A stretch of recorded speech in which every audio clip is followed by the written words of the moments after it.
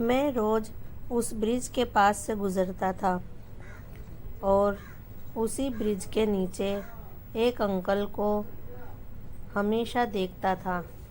वो फुटपाथ पर ही सोया करते थे, बैठे रहते थे।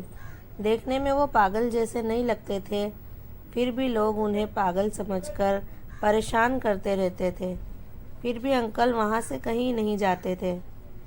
उन्हें इस हालत में देखकर मुझे बहुत बुरा लगता था और मैं वहाँ से चला जाया करता था। लेकिन एक दिन मैं वहाँ से गुज़र रहा था तो मुझे अंकल उदास बैठे दिखे। मैं अपने आप को रोक नहीं पाया और मैं अंकल के पास चला गया। बड़ी हिम्मत करके मैंने अंकल से पूछा, अंकल आपने खाना खाया? लेकिन अंकल ने मेरी बात का जवाब नहीं दिया। मैंने फिर से पूछा, अंकल आपका नाम क्या है और आप कहाँ रहते हैं? अंकल ने सिर्फ मेरी तरफ देखा, लेकिन वो फिर से कुछ नहीं बोले। बड़ी हिम्मत करके मैंने अंकल से फिर से पूछा, अंकल आपका घर कहाँ है? मेरे 2-3 दफ़ा पूछने के बाद अंकल ने जवाब दिया, मेरा नाम रमणीक लाल है। और तुम कौन हो? मैंने अंकल से पूछा, आपका घर नहीं है? यहाँ पर कौन छोड़ कर गया?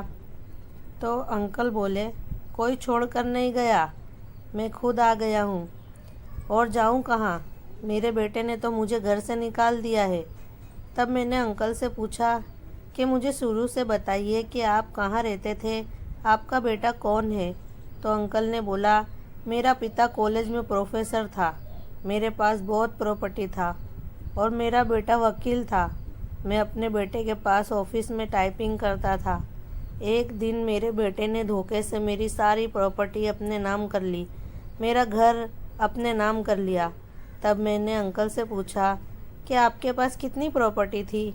तो अंकल बोले, मेरे पास 45 लाख की प्रॉपर्टी थी, सब मेरे बेटे ने अपने नाम कर ली और मुझे घर से भगा दिया। मैंने पूछा, आपने कुछ किया नहीं? तो वो बोले, क्या करेगा, बाप से बच जाएगा लेकिन पाप से तो नहीं बचेगा ना। उसके मुझे घर से निकाल देने के 1 महीने के बाद वो मर गया। ये सुनकर मैं हैरत में पड़ गया। मैंने अंकल से पूछा कि 1 ही महीने में वो कैसे मर गया? कैंसर से 1 ही महीने में कैंसर से मर गया। वो अभी ऊपर वाले को हिसाब देता होगा अपने पापों का। अभी मैं इधर सड़क पर रहता हूँ, खाना खाया नहीं खाया, कभी तो भूखा भी सो जाता हूँ। मैंने पूछा, आपकी कोई बेटी नहीं है?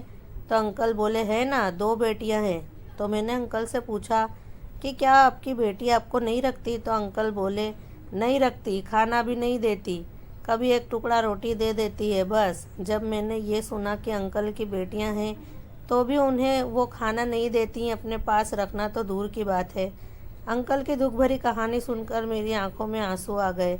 फिर मैं अंकल को एक वृद्धाश्रम ले गया। वहाँ अंकल को वृद्धाश्रम की टीम ने बहुत आश्वासन देते हुए सबसे पहले तो नहलाया, क्योंकि फुटपाथ पर रहने के चलते अंकल बहुत दिन से नहाए नहीं थे और उनके कपड़े भी काफ़ी गंदे हो गए थे। फिर उन लोगों ने अंकल को खाना खिलाया। मैंने वृद्धाश्रम वालों को अंकल की पूरी कहानी बताई और अंकल को वहाँ पर सुरक्षित देखकर मैं वहाँ से चला गया।